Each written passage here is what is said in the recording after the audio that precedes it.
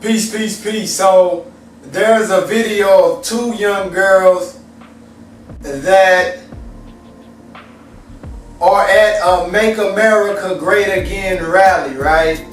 And they're like, you know, hey, we need to close the border. We need to shut off illegal immigrants. In reality, your parents are not native to this land. This land was stolen. Roll the clip. That Donald Trump has brought up this year. I mean, building a wall. We don't want Mexicans. No. Or illegal immigrants. And so why is that important to you? Because we already have enough people in the United States. Yeah, and the Mexicans are coming over here and overpopulating us. They say there are 12 million undocumented aliens. They're frightened. Mexicans becoming politically active, economically strong. Now, they take little Mexican babies that were born in America, send them back, deport them, send the mother back with them if the mother wants to go. If the mother was undocumented, the child was born in America. Well, you say, okay, what should we do? See, you want to punish the ones who come across the border, but I don't read where you're punishing the manufacturers that use cheap Mexican labor. I don't see you being hard on corporations that have fled the country and put manufacturing in the hands of cheap labor overseas. Millions of manufacturing jobs have been lost, over 7 million manufacturing jobs by ceding manufacturers to cheap labor markets overseas. That's traitorous to the country. See, you got to call it like it is. Is money more valuable than the sovereignty of a nation? See, this is our America now. We got to say something about this. Now the borders have to be sealed, because you don't have employment for the millions that you do have. But if you seal the border, you should make a track for everyone that's here to become a citizen. Now, why do I say that? See, you got to go to the root. That's what radical means. Go to the root of the problem. I wish, do you have upstairs that map of what Mexico looked like before white folks took it?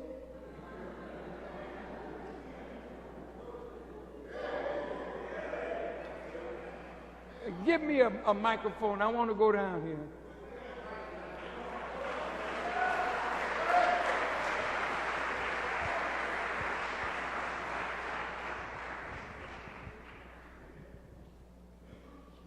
Testing. Oh, yeah. Yeah. This was Mexico. See? Texas was a part of it. New Mexico was a part of it. Nevada, Arizona, California, part of Colorado, part of Wyoming, part of Utah. That was Mexico. Well, how did we get it? I use we, but it ain't me. It ain't us.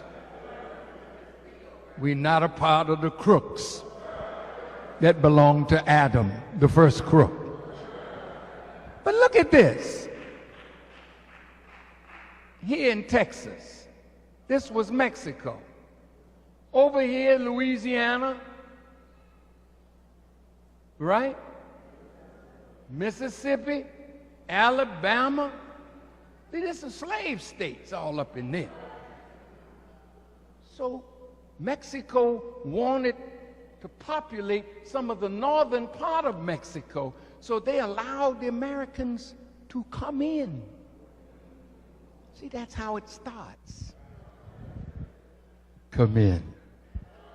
You let them come in before, and you lost everything, right? All right, you let them in. So the whites came in, then they began to bring their cousins in, their uncles. Before you know it, they wanted to bring slavery in. The Mexicans did not approve of slavery. What? Mexicans didn't approve of slavery? No, they didn't. So the whites, in order to get around that law, they called them indentured servants for life.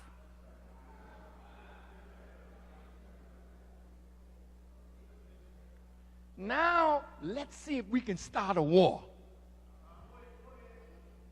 See, that's how it happens. You got to understand the modus operandi of the enemy. He comes in, he makes trouble. Then he starts a war.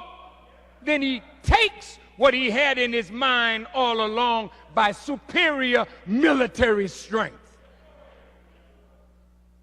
How did we get Puerto Rico? How did we get Cuba? How did we get the Philippines? A lie was told. A ship got blown up in Havana Harbor. The ship was called the Maine. And that led to the Spanish-American War. And after America won the war, Cuba was ours, Puerto Rico, the Philippines. So a war started over here. And Americans won. They went all the way down to Mexico City. In the treaty that was signed, I think it's called the Treaty of Guadalupe Hidalgo.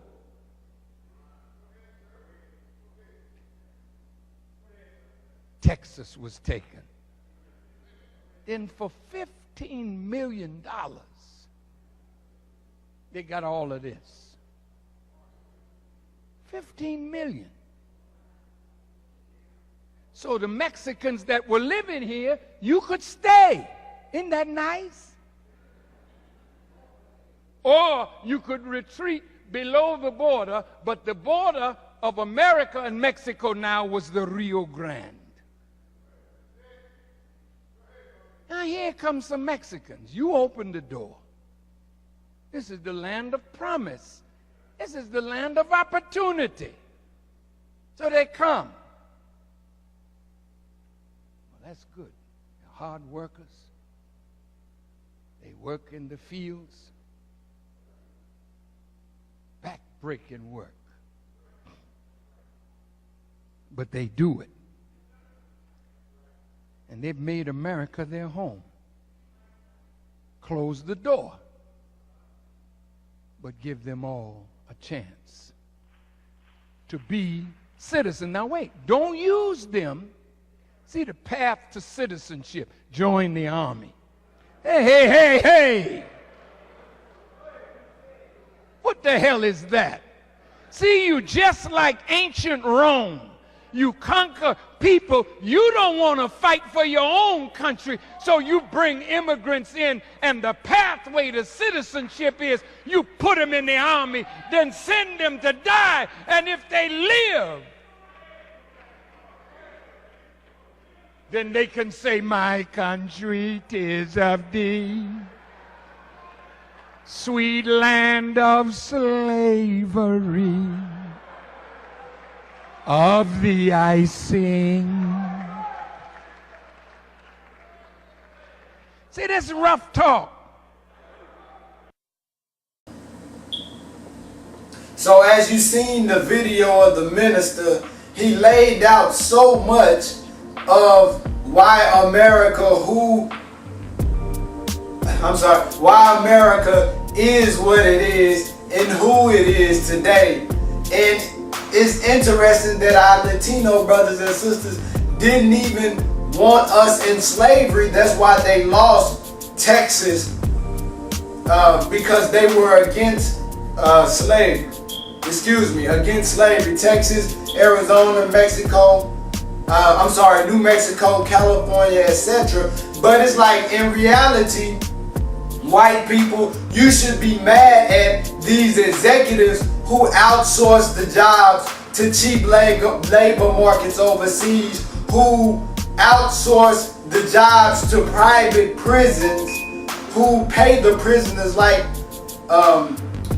a quarter a day, if I'm not mistaken. So the American people don't get mad at the Latinos who come over and do the work people mostly don't like to do. Get mad at the executives who walk around in suits but are cunning, right?